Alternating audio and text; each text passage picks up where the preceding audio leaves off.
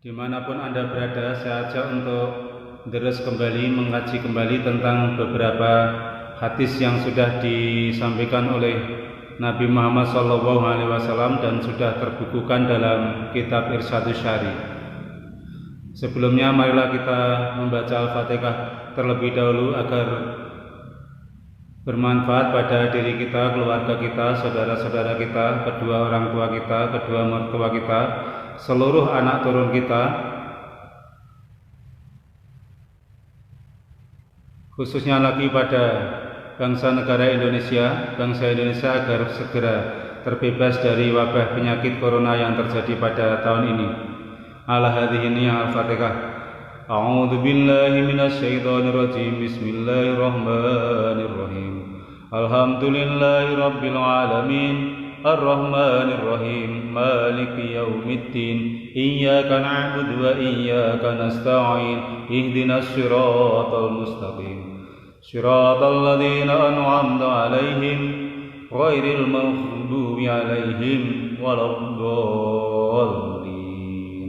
Amin. Bismillahirrahmanirrahim. Wa ghayatul ilmi,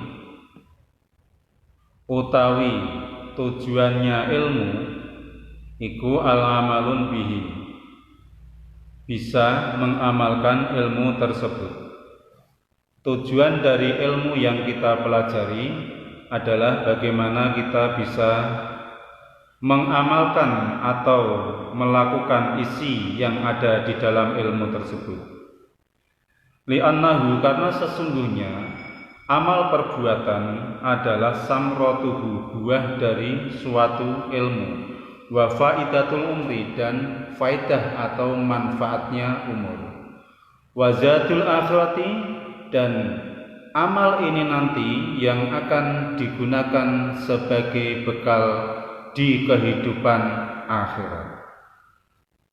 Untuk itu faman dzafara bihi sa'ida, siapapun yang bisa memperoleh ilmu, bisa menguasai ilmu dan melaksanakan ilmunya, sa'ida, dipastikan orang ini akan bahagia hidupnya, baik pada saat masih berada di dunia maupun pada saat dia nanti menjalani hidup di akhirat.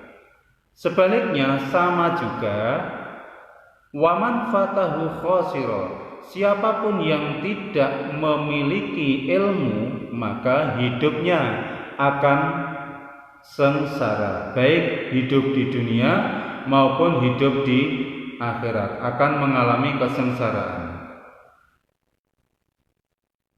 Walima dzukira indahu sallallahu alaihi wasallam, berkait dengan manfaat ilmu ini, Rasulullah sallallahu alaihi wasallam bersabda, di rajulani, ada dua orang pemuda, ahaduhuma, salah satu dari pemuda tersebut adalah abidun, orang yang ahli dalam beribadah namun tidak didasari dengan ilmu yang baik. Wal akharu, sedangkan yang kedua dari pemuda itu adalah alimun, orang yang sangat alim, sangat ahli dalam hal ilmu sekaligus tekun dalam hal beribadah. Qala, Nabi berkata, perbandingan antara orang tersebut, yaitu fadlul alimi alal abidi, perbandingan antara orang-orang yang ahli ilmu sekaligus ahli ibadah dengan abid, orang-orang yang ahli ibadah namun tidak didasari dengan ilmu yang benar, itu adalah kafadli, bagikan keutamaannya Nabi Muhammad SAW ala adnakum, dibandingkan dengan keutamaan umatnya Nabi Muhammad yang paling rendah. Ini luar biasa, saya ulangi, keutamaan orang-orang yang berilmu dan tekun ibadah dibandingkan dengan orang-orang yang ahli ibadah tapi tidak didasari dengan ilmu, ini bagaikan keutamaannya Rasulullah Shallallahu Alaihi Wasallam dibandingkan dengan keutamaan umatnya Rasulullah yang paling bawah. Maka jaraknya ini sungguh-sungguh sangat jauh, bisa-bisa bagaikan langit nomor 7 paling atas dan bumi nomor 7 yang paling bawah. Untuk itu mari kita biasakan, kita ikhtiarkan pada diri kita, kepada anak-anak kita, kepada generasi kita, agar menjadi orang-orang yang suka menuntut ilmu, suka mencari ilmu, utamanya ilmu-ilmunya Allah Subhanahu wa Ta'ala. Dengan ilmu inilah kita akan bisa beribadah dengan benar. Kita akan bisa melakukan sholat dengan benar, puasa dengan benar, zakat dengan benar, haji dengan benar, dan melakukan amal ibadah apapun dengan benar. Kalau ilmu yang ada pada diri kita adalah benar. Sebaliknya, orang yang ahli ibadah, semangat dalam beribadah, namun tidak diimbangi dengan ilmu yang baik, bisa jadi ibadah yang dilakukan selama bertahun-tahun tidak ada benarnya. Bisa jadi seperti itu. Maka sekali lagi saya katakan di sini, keberadaan ilmu itu adalah sangat penting, dan jangan bosan-bosan bagi kita sebagai orang tua untuk senantiasa mendorong anak-anaknya agar memiliki semangat yang besar dalam menguasai ilmu pengetahuan dan ilmu-ilmu agama. Ilmu pengetahuan untuk meraih kebahagiaan hidup di dunia, ini kaitannya dengan skill atau keahlian. Ilmu-ilmu agama ini terkait dengan keimanan kita kepada Allah Subhanahu wa Ta'ala agar juga bernilai benar, serta semua ibadah yang kita lakukan ini bisa benar kalau ilmu kita adalah benar. Bismillahirrahmanirrahim. Wa qala sallallahu alaihi wasallam, man salaka tariqan yatlubu fihi ilman, salakallahu bihi tariqan min turuqil jannah. Man sapane wong salaka yang mengambah, tariqan suatu jalan, yatlubu tujuannya untuk mencari fihi di jalan tersebut ilman ing ilmu, salaka maka bakal menggandeng sapa Allah Subhanahu wa Ta'ala bihi terhadap orang tersebut tariqan ing dalan min turuqil jannah, hingga sampai kepada jalan ke surga dan masuk di dalam surga tersebut. Rasulullah Shallallahu Alaihi Wasallam bersabda, ini harus menjadikan motivasi yang besar kepada di dalam diri kita. Barang siapa yang baru saja berniat melakukan suatu jalan, melakukan suatu perjalanan untuk mencari ilmunya Allah Subhanahu wa Ta'ala, jadi ini baru berniat atau baru saja melakukan perjalanan untuk menggapai suatu ilmu, maka Allah Subhanahu wa Ta'ala akan menggandeng orang tersebut, mengajak orang tersebut sehingga sampai pada jalan menuju surga dan masuk di dalam surga tersebut. Ini bagi orang-orang yang punya niatan kuat untuk mencari ilmunya Allah Subhanahu wa Ta'ala. Hadis ini yang digunakan oleh santrinya Gus Bahak dalam menggojoki Gus Bahak. Ceritanya begini, di pengajiannya Gus Bagus, nanti antara Gus Bahak dengan saya itu masuk surganya duluan saya. Loh, kok bisa begitu? Nah, terus santri ini cerita, Gus, apakah kamu tidak tahu bahwa orang yang baru mencari ilmu itu akan digandeng oleh Allah Subhanahu wa Ta'ala hingga sampai ke surga? Nah, kalau kamu kan sudah menjadi ulama, Gus, jadi nggak perlu digandeng lagi. Ini bahasanya santrinya Gus Bahak dalam menggojloki Gus Bahak di pengajiannya Gus Bahak seperti itu. Wa qala sallallahu alaihi wasallam talabul ilmi faridatun ala kulli muslimin wa muslimatin. Hadis ini sangat terkenal. Wa talibul ilmi yastaghfiru lahu kullu syai'in hattal khuti fil bahri. Mencari ilmu itu wajib bagi siapapun, bagi seorang muslim laki-laki dan seorang muslim perempuan. Dan bagi orang-orang yang bisa menjalankan perintah ini, yaitu mencari ilmu, yastaghfirulahu, dia akan dimintakan ampun oleh segala sesuatu yang ada di dunia ini. Bahkan semua ikan yang ada di lautan juga akan memintakan ampunan kepada orang tersebut, memintakan ampunan kepada Allah Subhanahu wa Ta'ala. Ini luar biasa. Kalau kita senang mencari ilmu hanya semata-mata untuk menggapai ridhonya Allah Subhanahu wa Ta'ala, dipastikan hidup kita akan senantiasa dimintakan ampun oleh seluruh makhluk, juga oleh ikan-ikan yang ada di lautan.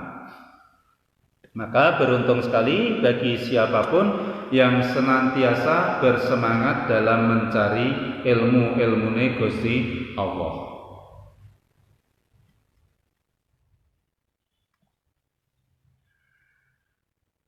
Teman-teman semuanya, saudara-saudara semuanya yang saya hormati, dimanapun kalian berada, ada juga hadis yang mengatakan, yang bunyinya seperti ini. Wa qala sallallahu alaihi wasallam, man khada li talibil ilmi sallat alaihi al malaikatu wa barik lahu fi ma'ishatihi. Barang siapa yang pagi-pagi berniat untuk mencari ilmu karena Allah Subhanahu wa Ta'ala semata, maka malaikat akan memintakan rahmat kepada Allah Subhanahu wa Ta'ala, memintakan rahmat untuk orang yang berniat mencari ilmu tersebut.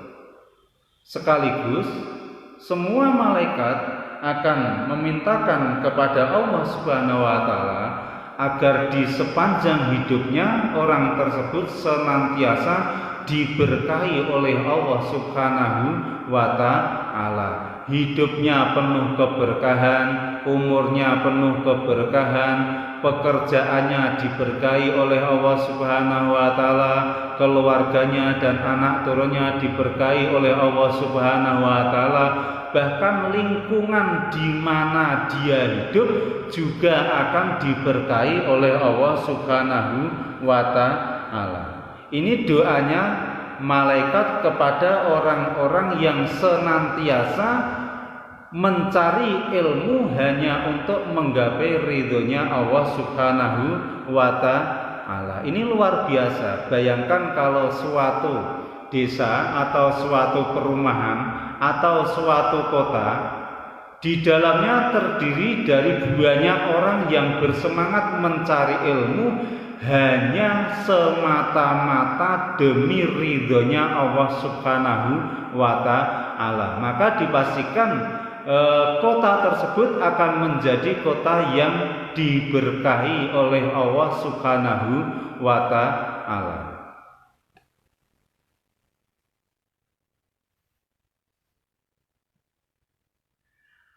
Wa qala sallallahu alaihi wasallam, man khada ilal masjidi la yuridu illa an yata'allamal khaira wa yu'allimuhu kana lahu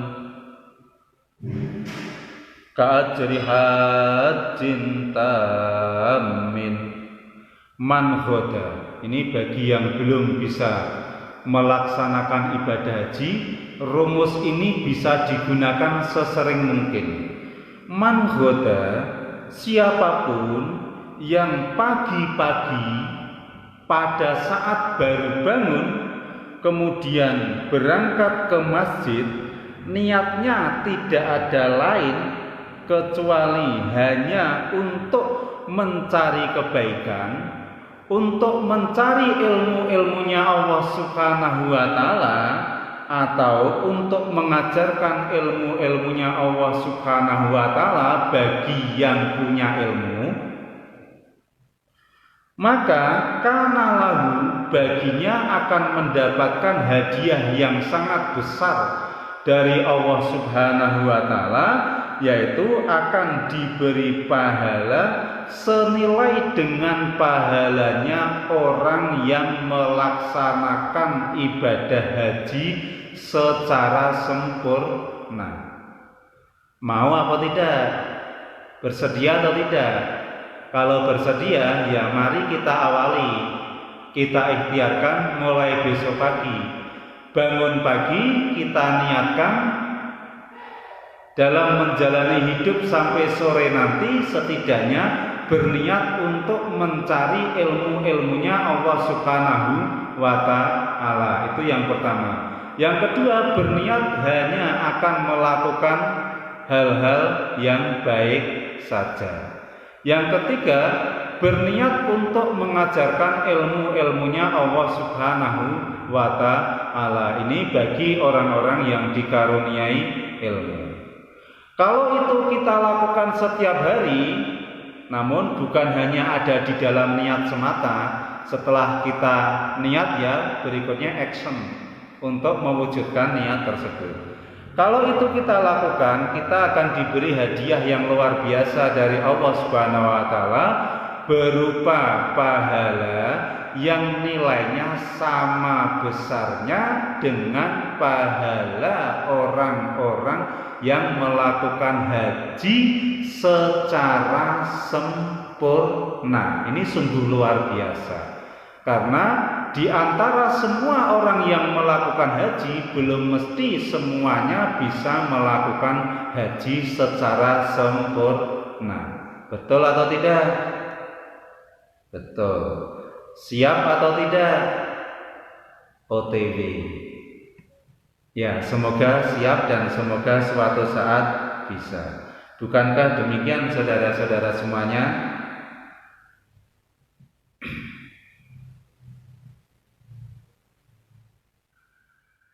Bismillahirrahmanirrahim. Wa qala sallallahu alaihi wasallam al-alimu wal muta'allimu kahadihi min hadihi wa jama'a bainal musabbihati wallati tarihan syarikan fil ajri wala khaira fi sairin nasi ba'du. Rasulullah sallallahu alaihi wasallam bersabda,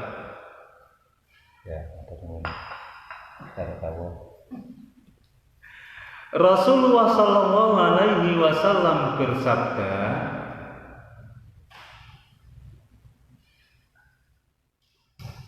belum saatnya.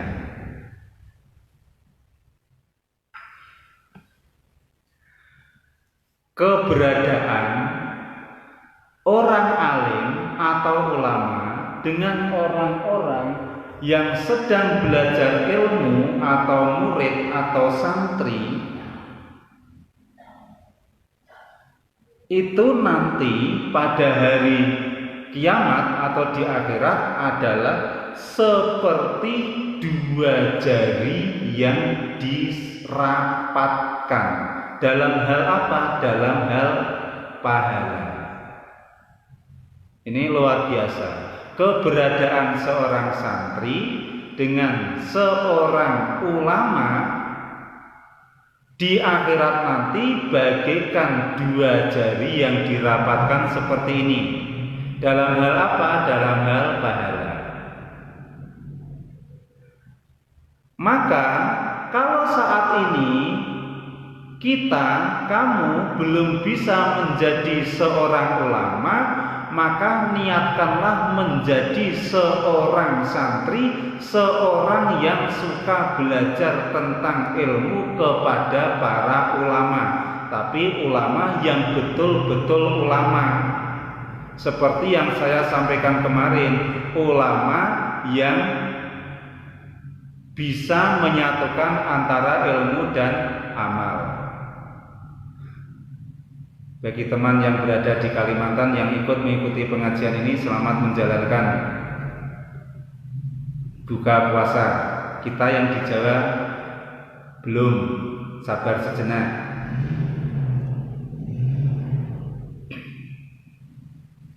Wala khaira fi sa'irin nasi ba'du.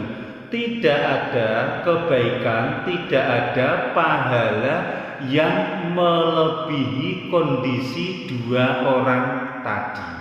Maka saya ulangi di sini, kalau saat ini kita atau Anda semuanya atau panjenengan semuanya belum bisa menjadi ilmu, ya investasikanlah diri kita, diri kamu semuanya untuk menjadi santri atau menjadi orang-orang yang senantiasa bersedia mau belajar kepada para ulama yang bisa menyatukan ilmu dan amal, ulama yang mengajarkan ilmunya hanya semata-mata hanya untuk mendapatkan ridhonya Allah Subhanahu wa Ta'ala.